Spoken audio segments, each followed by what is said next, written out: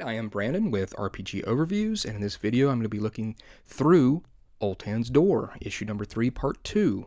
So I'll be spoiling everything that's in it, so don't watch this video if you may play it. Continuing on with this series that I just get more and more jazzed for every time I read one of the continuing ones here that have been released. It's just a great series. So here's this great piece of art here. It's the same color as part 1. Here's the back inside the next issue.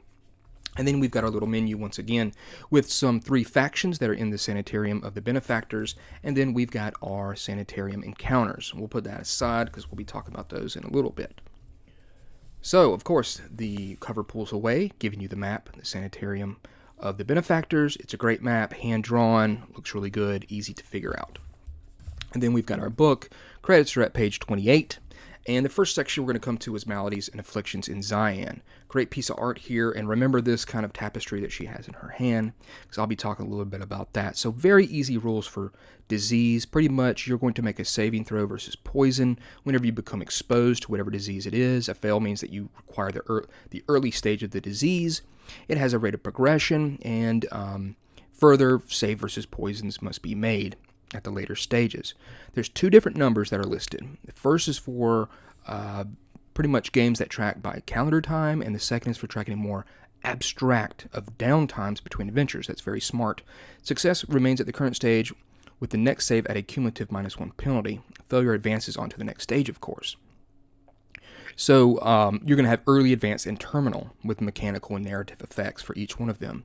So the best thing here is note that these rules will work best in a system or level range where players do not have ready access to cure disease. The DM is encouraged to dangle exotic cures as hooks for adventure, using the disease clock as a ticking timer.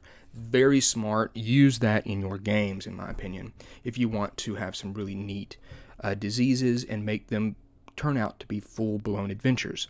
So here we go, and I'm going to try to do just a very quick thing of it. This is furniture pox. Pretty much the pattern-like designs, and this often is in dilapidated houses, that you see of kind of like this tapestry or wallpaper. They become attached to your skin whenever you come in contact with furniture pox, also known as couch fever. And so it's going to spread all over your body. It's going to affect your charisma. And then finally, when you sleep, you're going to see the pattern in your mind.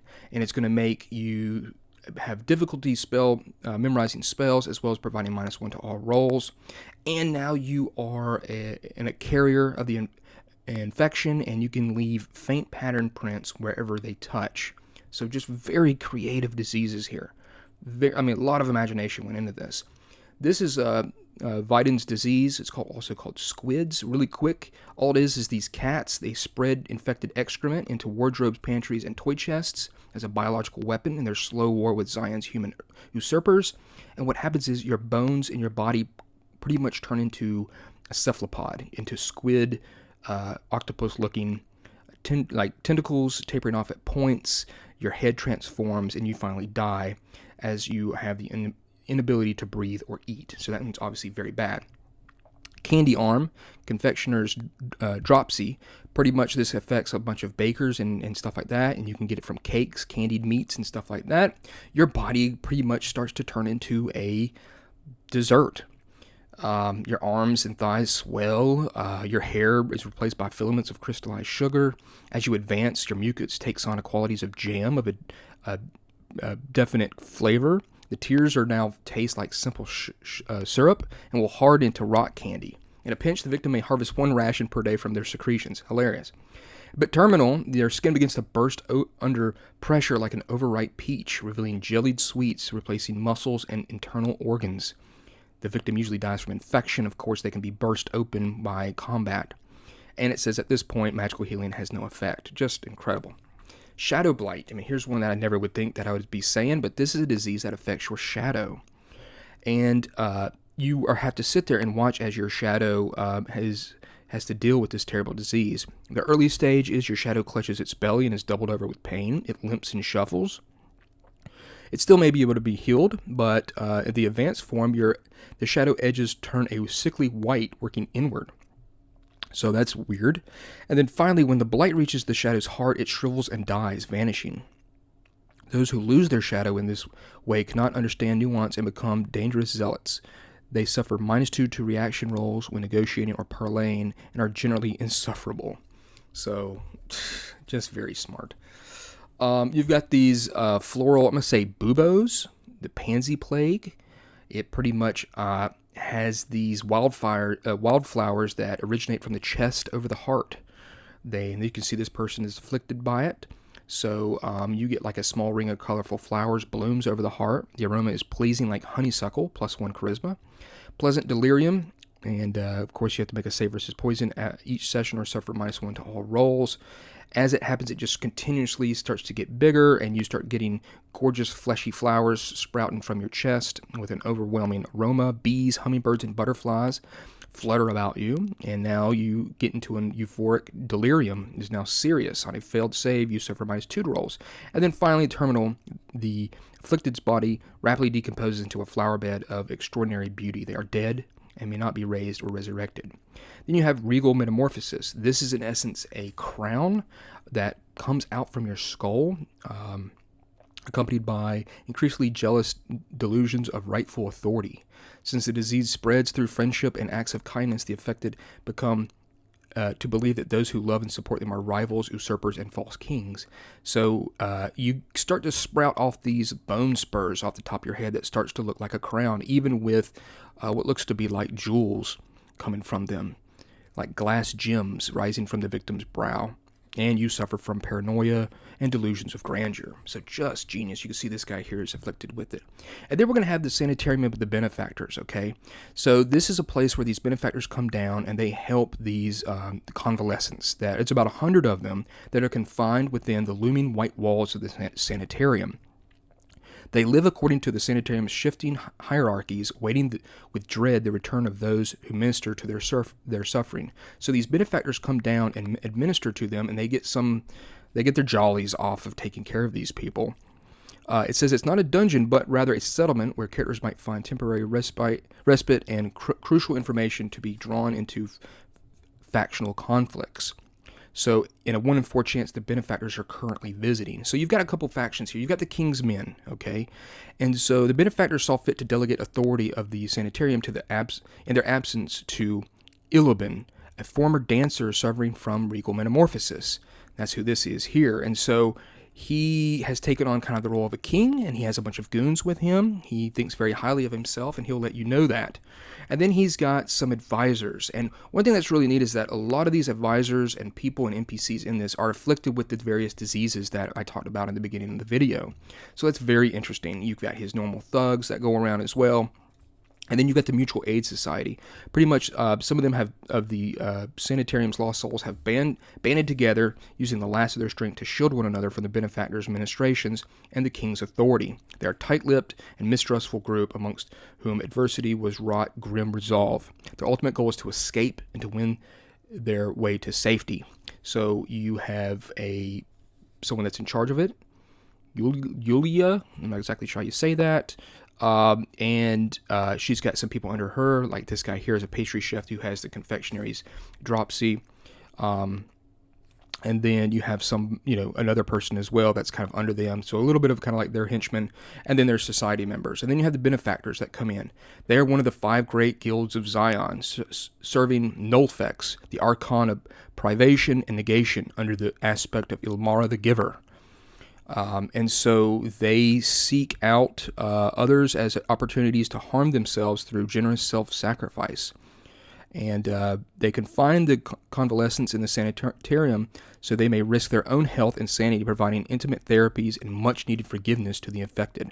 The sanitarium's care is currently under the direction of Zatula, Matter of Sorrows, and her acolytes Osbalzi, Yabzabra, and Medlada, accompanied by the Threadbare Guard. They're holy guild soldiers. So right there you can just see the writing in this is just so well thought of, and all the stuff that either the people that are described or the rooms that are described is just really, really well done. So here you have those and kind of how the benefactors look. And here's a little thing here should you try to escape with the Mutual Aid Society, try to help them escape out of here, and the difficulties you'll have if you try to do that. So you're going to have a series of encounters, of course, that you're going to roll up, and then you're going to have some locations.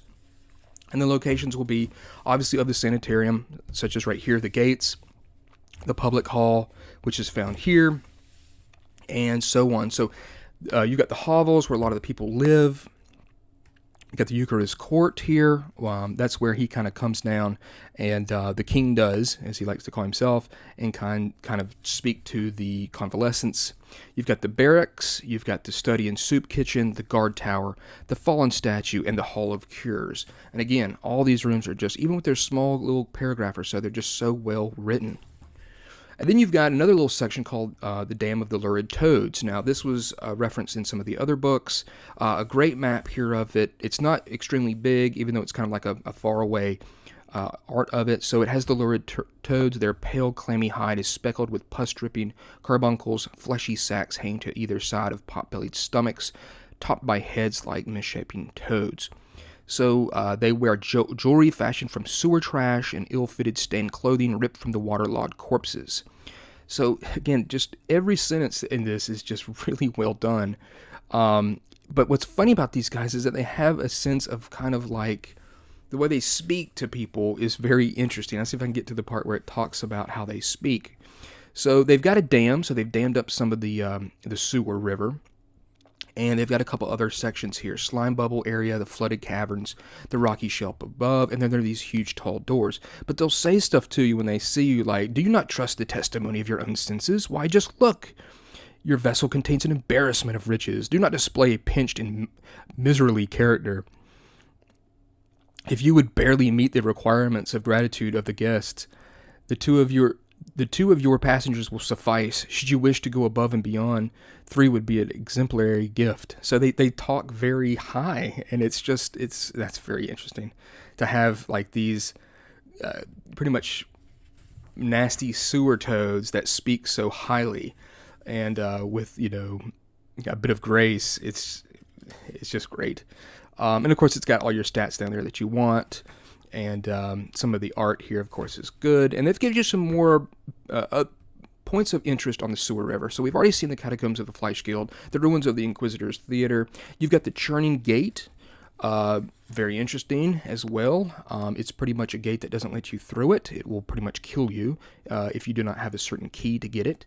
And then you've got this harbor, which is a large harbor area, and a lot of these will probably be in later issues of Through Ultan's Door.